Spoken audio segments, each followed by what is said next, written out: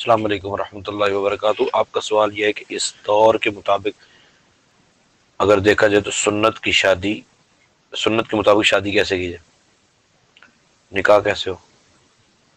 نکاح یہ ہے کہ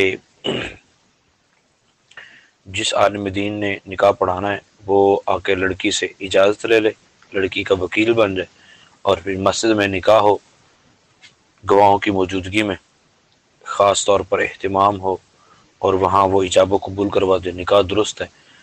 تو سنت کے مطابق اگر کر رہی ہیں تو اس کے لیے ہمت کرنی پڑے گی، جان لڑانی پڑے گی، اور جان لڑانے کا انداز یہ ہو کہ برات نہ منگوائی جائے، برات کے جو لوگ ہیں وہ بہت تھوڑے ہوں۔